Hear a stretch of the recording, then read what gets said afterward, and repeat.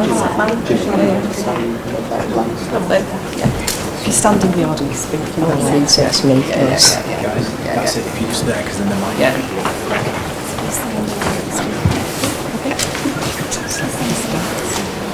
So hello, my name is Deborah. I'm the Head of Nursing for Head and Neck, and I am leading this Kaizen event, and as I understand it, we're the first CSU to lead our own Kaizen event, so that has been quite daunting and quite challenging, and certainly trying to recollect all of my Lean for Leaders training has been interesting and not really achieved without Jimmy's support there.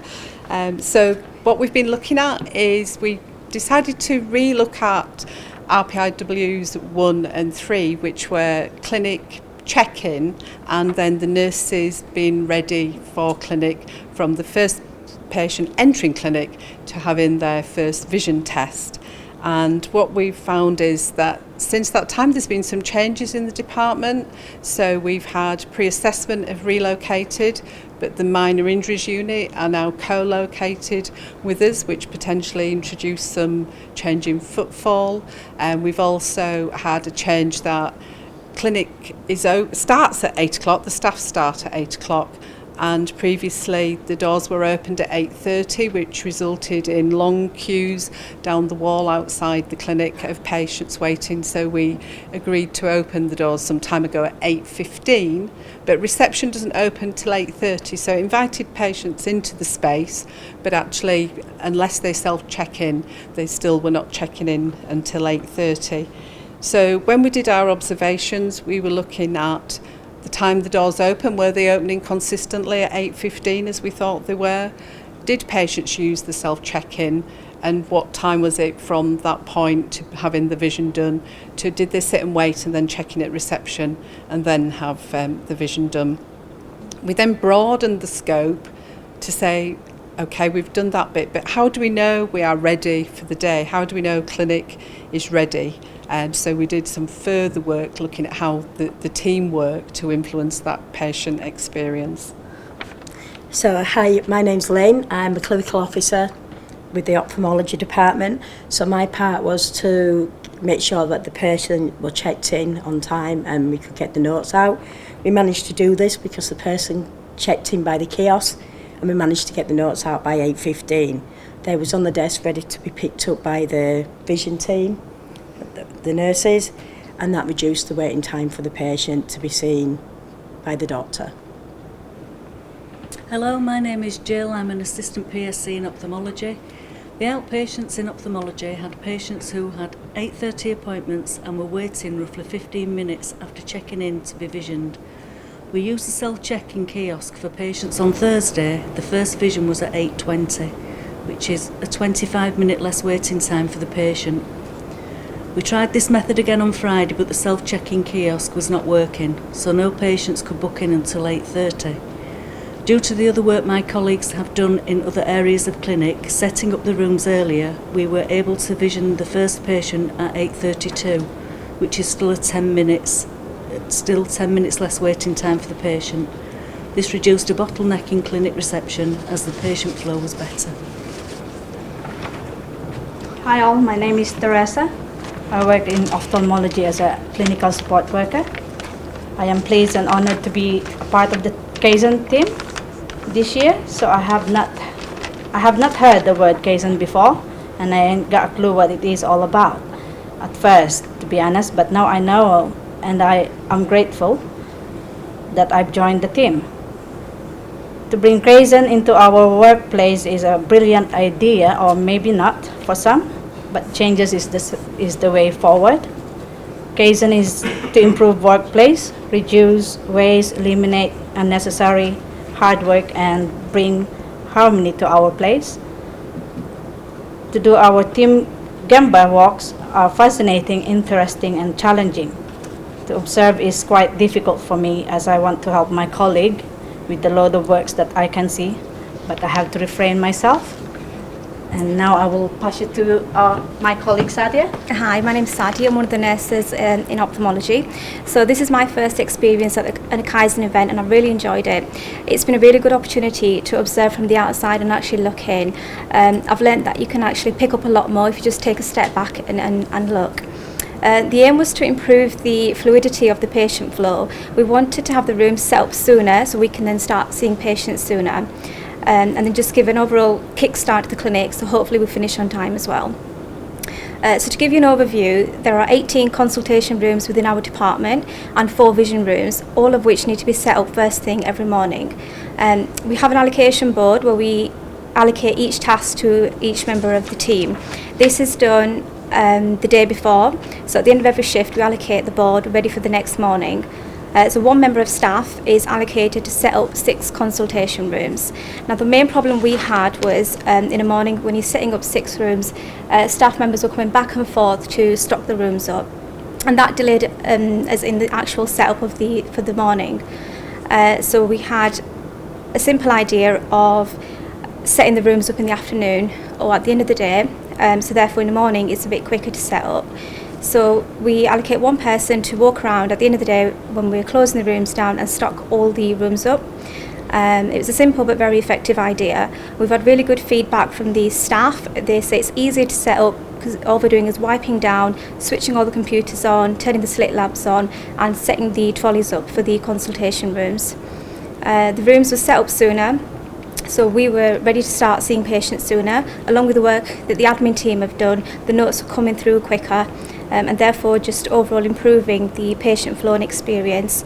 And we also received really good feedback from the patients as well. So if I run you through some of our timestamps, so on the first day of testing, the vision rooms were set up by 8:35. On the second day, they were set up by 8:15. The consultation rooms on the first day were set up by 8:30, and on the second day they were all set up by 8:20. The first set of notes were ready by 8:14 on the first day and 8:27 on the second day. The first patient was visioned by 8:20 on the first day and a little bit later on the second day at 8:32, and that's because of the self-checking machine wasn't working on the second day. So we've seen a huge improvement, and generally just compared to the observation day, so before the Kaizen event, on average our first patient was visioned and seen around 8:34, so we've seen a really good improvement. Hello, I'm Charlene. I'm one of the eye doctors in the ophthalmology department. This was an amazing opportunity to observe setup from a different perspective. And what we've learned is that the clinician indeed does have a role in influencing the setup and the preparation for the service you're about to deliver for the day. So what we learned is apart from the obvious responsibility of reporting absence or lateness or delays, we want to promote that it's reported as early as possible. For example, a colleague stuck in a typhoon in Japan has reported in, and we know for the nurses huddle, which is a brief 5-minute meeting on the setup of the clinic, that that particular colleague will not be there on Monday morning. So simple things that we can contribute to the setup of the clinic as clinicians would include early reporting. With the help of admin, we've found that the clinician can input into external setup where we can prescribe drops in a list for patients instead of doing that on the clinic time, because when tested, that can save 25 minutes of setup by pre-prescribing your eye drops. We also learned that clinicians checking in as present and clinicians checking in as ready helps the process of setting up as well. For example, on day 1, that ranged from being present to ready to see patients. That time ranged from 7 to 12 minutes on day 1. And on day 2, on testing, it ranged from 0 to 4 minutes. So we noted an improvement in the setup of the rooms, reflecting in the clinicians being ready a bit sooner to see patients.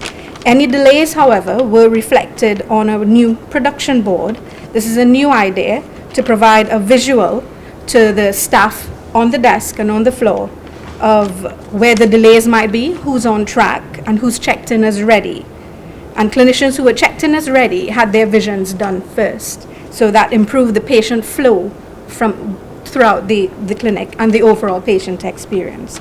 So on day 1, the first patient was ready for the clinician at 8:34, saving 26 minutes. And on day 2, the first patient was ready for the clinician at 8:39, saving 21 minutes of clinic time. So as you can see, good work has been done there. Our sponsor challenge was to reduce that setup reduction time by 50%, and also our lead time for the check-in to first review. So we've managed to effect a change of 74% on the lead time.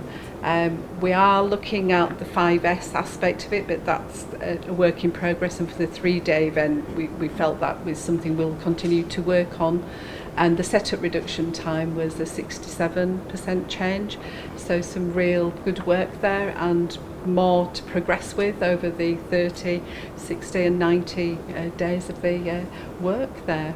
So our key learning, representatives from all roles in the process created a better opportunity for understanding the work better rather than having to go to away teams.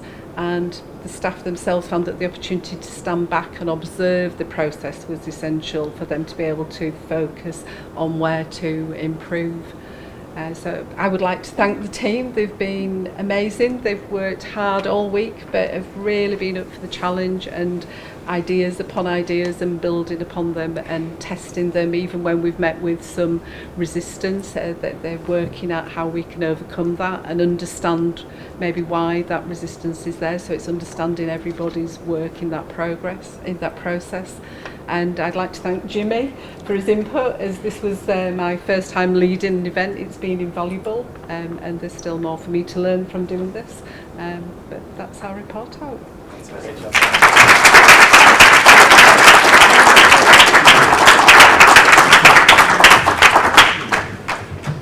And I'm going to just take a sneaky moment, if you don't mind, before we go on to the next report out, because I popped in to see the team yesterday lunchtime. And I hope you don't mind me sharing this, but one of pretty much every post-it that was on the wall about what were you worried about and what were your anticipations for the Kaizen event was, we were worried that we're not going to be able to effect enough change. And I think that report out has just fundamentally proved that worry wrong. And a huge well done to Deborah, because to lead your first Kaizen event with Jimmy's support, it was really impressive to see yesterday, and I think that was an awesome report out. So well done. So then, over to the next report out. This is the 120 days, so really looking forward to see how the acute general surgical admission value stream has been progressing. So, is it just yourself? I've got you and Josh down here. Josh just was yourself, brilliant. on nights. Is he? I think that's understandable. So over to you. I think Mike's. Thank you. Thank you very much for the introduction. I'm just going to report out. We're reporting out 128 days. I understand that's a bit unusual, and it's not because we're slow in general surgery. It's just that we combined this QI program with another national QI program. We thought we could kill two birds with one stone. At our 90-day report out, we reported on areas in this work stream that we've included now in our day-to-day practice, and these revolved around everyday practice within the unit. And the aim of this 120-day report out was to revisit the idea that instead of following a hierarchical clerking of our acute patients, where they go from FI1, AMP to SHO to registrar, that the patient would be seen by the senior decision maker right at the front door, and if we got that decision made early and if we felt that decision was more correct, then we potentially would improve the flow of the patients through to theatre or to the ward. And so what we have done, we put this programme for this third trial in for 5 days in the middle of October.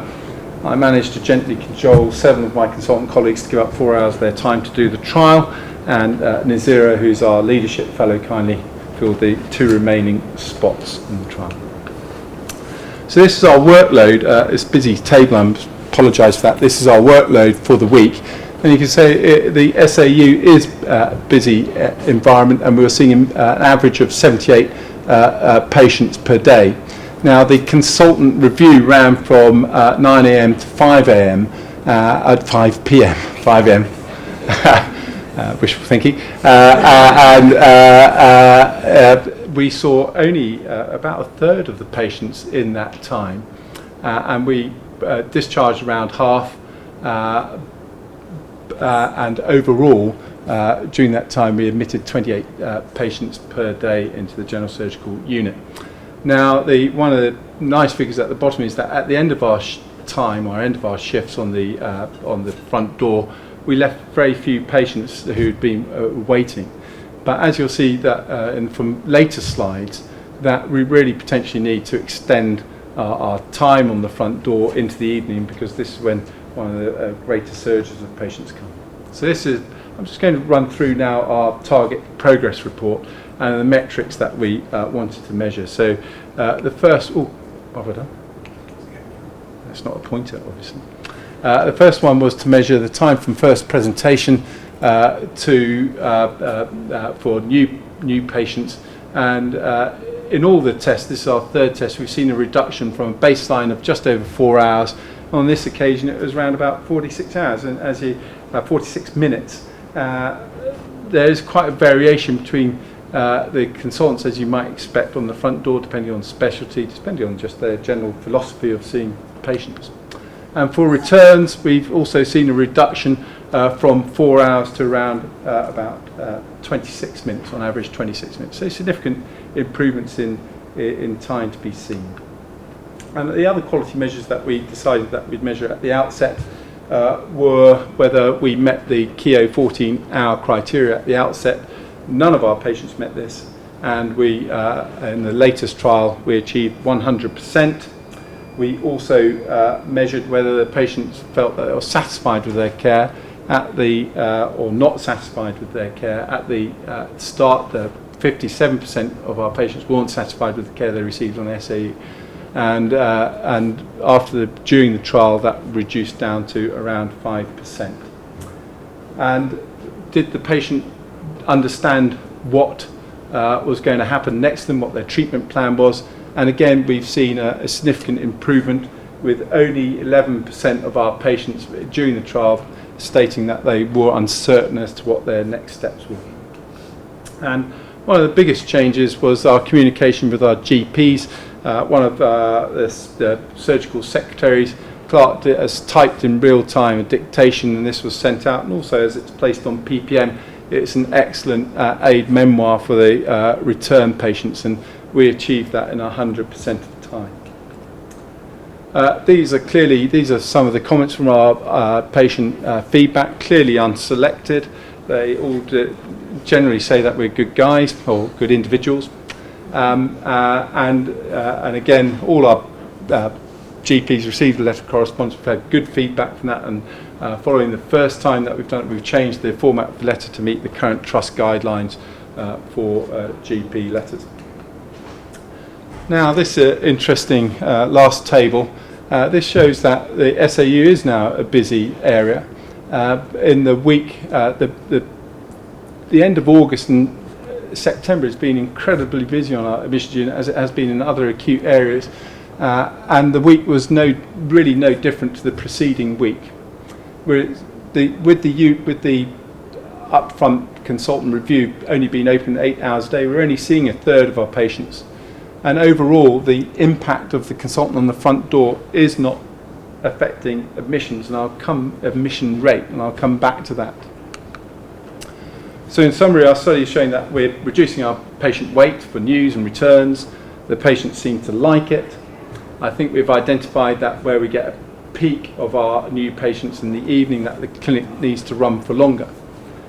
We haven't shown a reduction in admissions, and I think some of it is that I think some of our more senior colleagues are a tiny bit more reticent about discharging patients because their name's above the bed, and perhaps they haven't been in the acute environment initially clerking with little information for a period of time, and that may take some education. As they get more confident, they might be more confident making their decisions.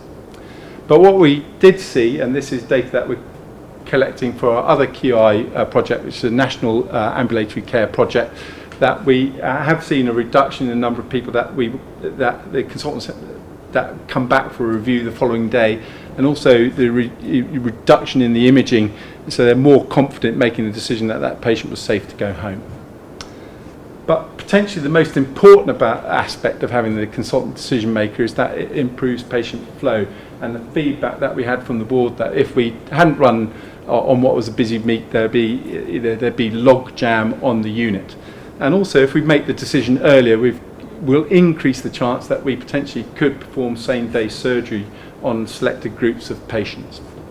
And before I say questions, I have to acknowledge the hard work that our SAU team under the leadership of Lindsay and Shanaz do day to day, and in particular how we put them out to run this, and they allowed us to perform this trial for the week, and I thank them very much. Thank you. Right.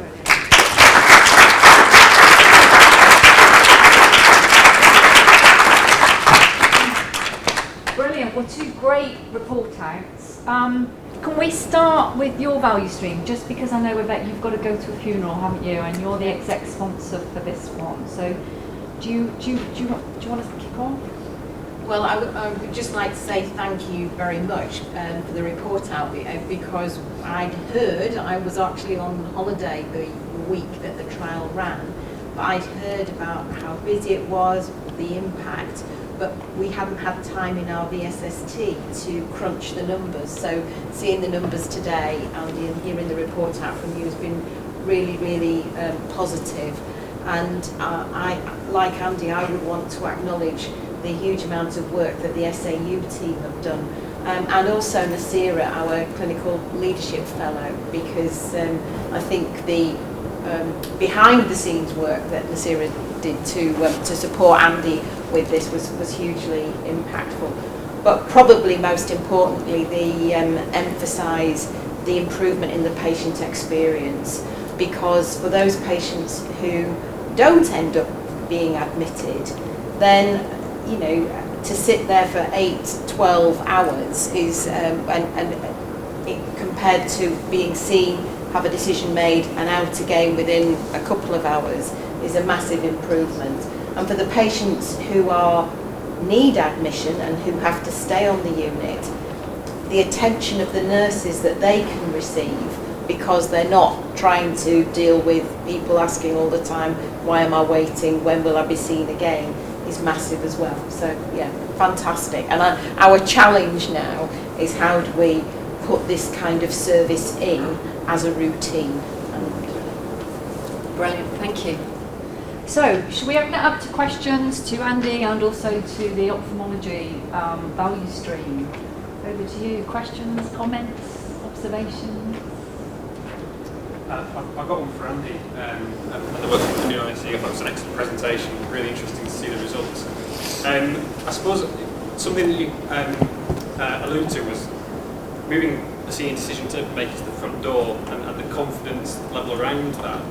I just wondered what the impact had been on people who previously used to do that job, and the feedback you might have had anecdotally from AMPs and junior doctors, and whether they felt better supported as a result of having senior decision makers on the front door, or they felt differently. Yeah, that's a very good question. The major concern was about education, so the trainees felt that they might lose out because they're losing the opportunity to see the patient on their own in the first instance and then get feedback for the decisions that they made. But when we ran the project, we either had a FI1 CT or an AMP in the room with us, and the consultations were generally done together, and the feedback of that was excellent because they actually got 4 hours of direct consultant training. So that was a benefit. We took that as a positive.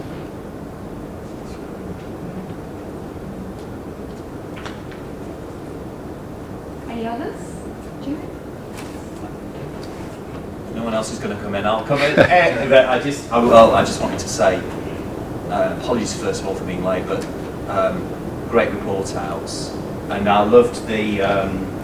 It was really good. I think it was Sadia who took us through the timestamps that you took of the different parts of the process and how much they improved, which was really, really good to see.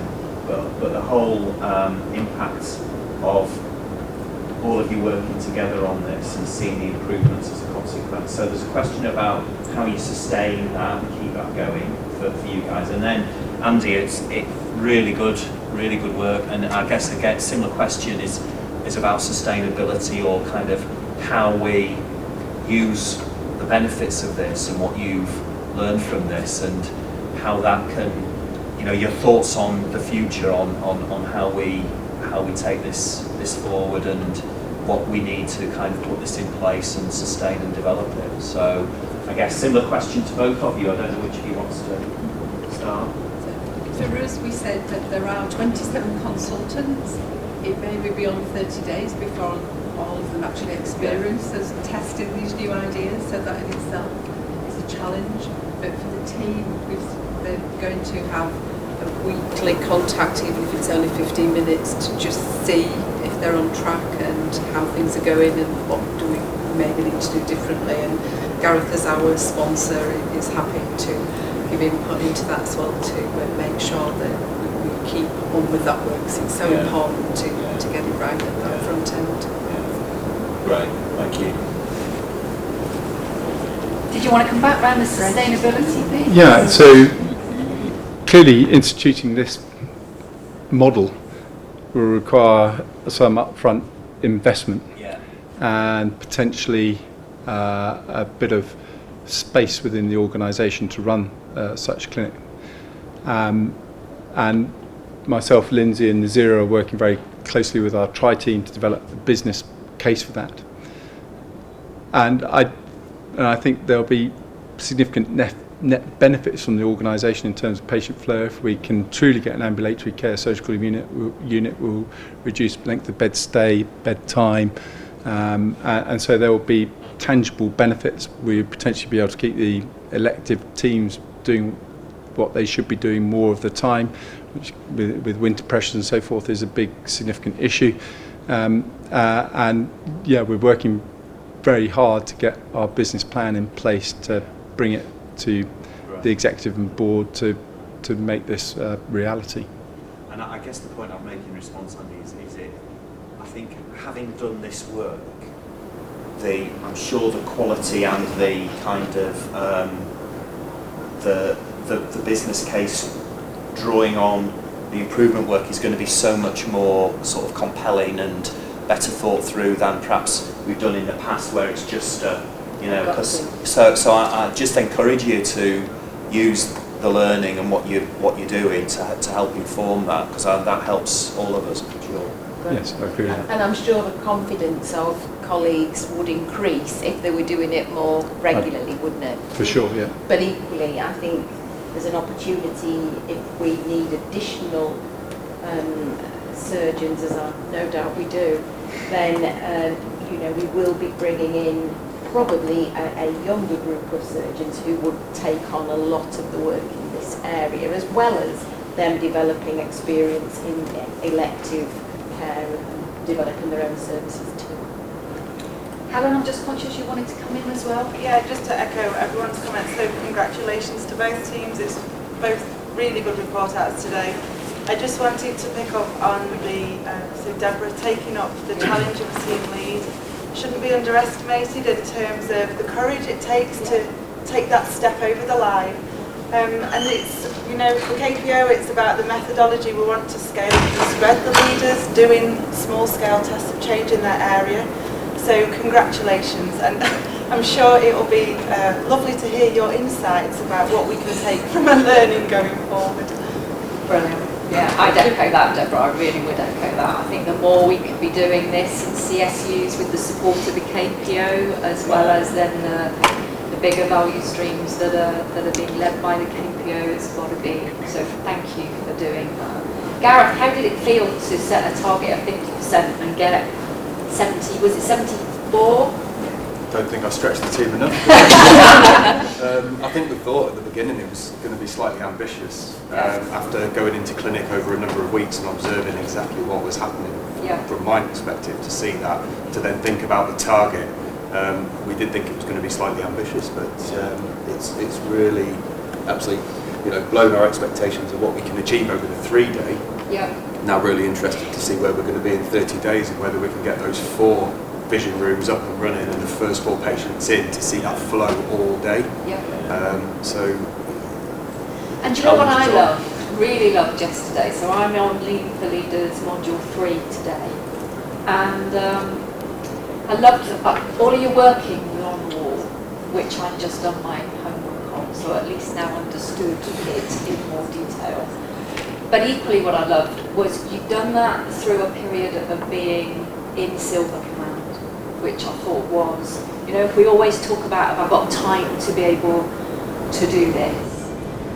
And it was good enough, was the other bit that I really liked. So it was good enough to be able to give you the insights and the knowledge and the measurements that you needed. And you yourself were saying, not quite done this bit, and Jimmy was saying, but you've got the information, you've got the information that you need. So I thought all of that was brilliant to see in real, life. Can I just come in on that, Jimmy? Jenny? I think I totally echo what's been said.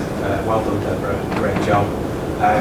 We can sometimes want things to be absolutely perfect, can't we? And we won't start until we've got it all, everything lined up. But sometimes that just creates the barrier to getting started. And as a Lean for Leader participant, anyone will say, that getting started is the hardest thing. And I've learned that probably the hard way of waiting. Don't wait till you think you're ready, because Silver Command will occur again and you're like, all right, I've got another priority. Just get started and think about what's good enough. What's good enough to help make small scale changes with your patients, test them out, learn by doing, not by talking about it in a room.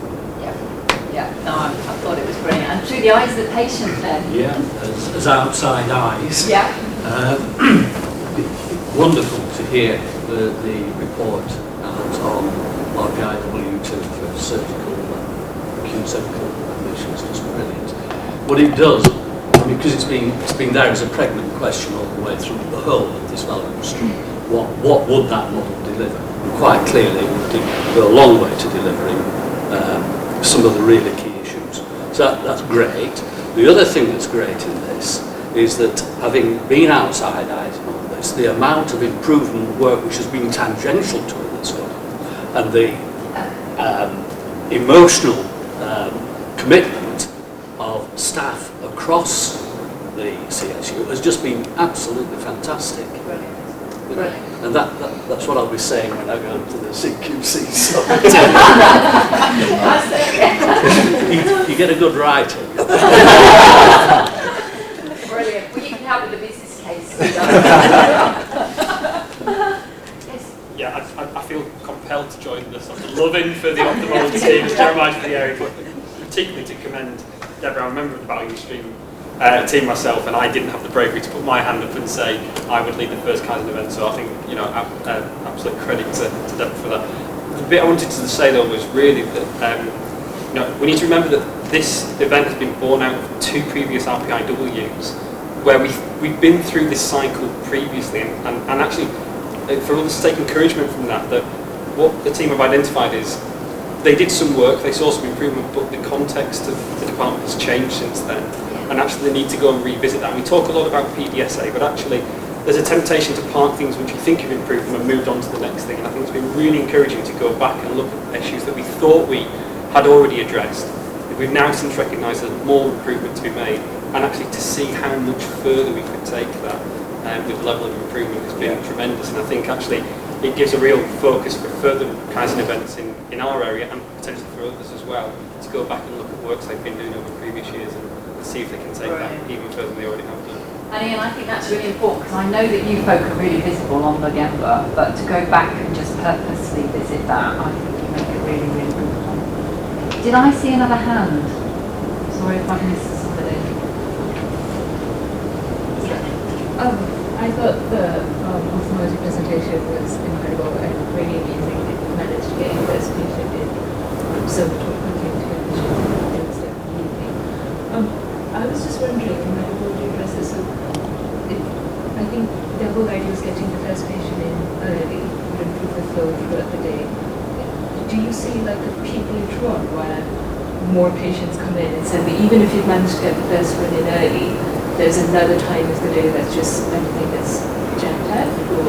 Well, we found, in particular on the first day, the morning was quite quiet, so it was a little bit easier to get people flowing and got everybody in, and it was going great. But in the afternoon, it changed and it was absolutely packed.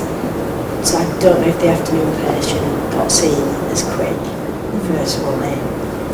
But this is how eyes go, it goes up and down all the time. So hopefully if we can keep the big first part of the clinic starting on time, patients getting seen, it might flow into the afternoon, hopefully. Yeah, that's what we're hoping, those incremental kind of gains that we're seeing in the morning will flow into the afternoon. And as we get through the 30, 60, 90 days, if we've got the 4 rooms ready and the first 4 patients in, that should speed up the whole event for the rest of the day. What if the constraints, there are 4 vision rooms, but as you heard, there are 18 clinic rooms, there could be 18 people needing that first patient visioned. That's the numbers I was hearing, 4. So, trying to get ahead of the game is definitely the way forward, but yes, you're right, there may be a point. But if you've not checked in, maybe we won't have a patient ready because you've not told us.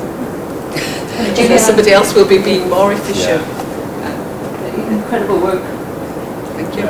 Julian, I know you want to come in, but there's still a couple of No, that's behind please, you. yeah, Is that yeah, okay? So Simon? Well, I'd just like to congratulate the ophthalmology team. As most people know, I'm a keen user of the service myself, and I happened to take my son in a month ago. He's fine, but the improvements that have been, I've been 10 years, and have been compared to what it was like, have been absolutely massive. So to hear that there are even more improvements on top of that is really wonderful. So congratulations. Through the patient side. Yeah, so great to hear both report outs, and it was just, I suppose, just to Mr. Smith really. He's been very gracious in his thanks to everybody else, but I think we feel really quite strongly about the amount of work that he has done as our acute lead. And it's not easy rallying consultant colleagues who are very busy in their own clinical commitments and work to ask them to engage in yet another task and just to see that forward. So we just wanted to say thank you to him for all those efforts that he's been making and to see this through and to be supportive of us really in really seeing that this plan could have a future ideal state that we're hoping to achieve. So brilliant. And Charlie, I'm not going to put you on the spot, but you said to me yesterday to sort of look upstream and downstream as well from your perspective of coming into clinic to deliver the care. Yes. So it hinges on what you mentioned, so that we now have an appreciation of what goes on before the patients get in upstream, and then how the knock-off effect on the afternoon clinics, where it might tend to peak and so on. So what we can now plan is to see where your delays are, where your priorities are, where your demand is, and we can allocate our staff with the time that we have for the afternoon sessions. So I think that production board and getting that information in early on setup and having a flow through clinic will, with your upstream and downstream systems, more awareness of it as a visual would have a tremendous effect in the efficiency of the afternoon clinics and the on-call systems that have to pick up the afternoon clinics sometimes. Brilliant, good conversation.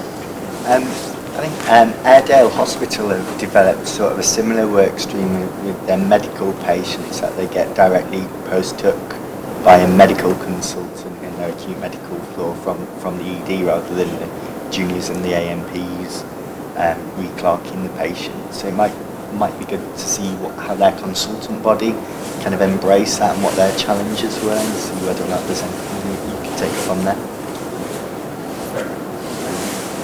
Always learn and still refine. Brilliant. Julia, did you want to... Just to reinforce, I guess, to underpin, first of all, I think great to see the Leeds improvement method being led and implemented in the way, Deborah, you've done it, by this is exactly what we need to develop, is colleagues like yourself taking this on, and beyond the KPO in terms of spreading our capability and our capacity to do this, because we need that, and that's great. That's really, really good news. And also, I was struck just earlier today, spent a bit of time at our urology boot camp, because we host a boot camp for urology colleagues who come in and learn, and we host it. And these are guys from all over the UK who come. And I sat in on the session on quality improvement. And there is no doubt that the consultants of tomorrow are going to have and are really interested in the quality improvement work. So I spoke a bit about the Leeds improvement method, and just to pick up your point, Zira, about the work that Andy's been doing, I think our consultants currently, the way in which colleagues are embracing the method, because it is so important that our clinical leaders are doing this, and then reinforcing the quality of teamwork that's been exemplified in both the acute surgery work, but also the ophthalmology work. And then the final point that we spoke about, because there was a consultant from Barts talking about the importance of involving patients, so it's great that we've got your perspective, that you've been with this journey from the start in terms of encouraging the team, and it was great to see the patient feedback comments, Andy, on your slide. So all of that together just gives me great sort of optimism and confidence that we're on the right track with this. Just urge you all to keep going, to kind of continue with the great work you're doing. And we've seen that we'll have downs as well as ups, but there's so much learning in that, and not to let your head go down or feel that it's beaten you. There's always some learning to extract and move to the next stage, and as we've seen with this, you know, going through it. So if you can pass on our thanks to the team and all your colleagues, Andy, I think that would be great. And similarly with colleagues in the home team in ophthalmology as well. Fantastic work. Brilliant. So what an awesome 45 minutes. Makes your team good a bit, doesn't it, when it's as good as this. So massive thank you to those that have reported out. I know for several of you that was a big moment up here as well, so incredibly well done. Nobody, I don't think, other than me and your colleagues would have known. And I guess if you're working this weekend, have a good and a safe weekend. If you're off this weekend, have a bit of fun. Yeah. Good to see you all. Cheers. Well done.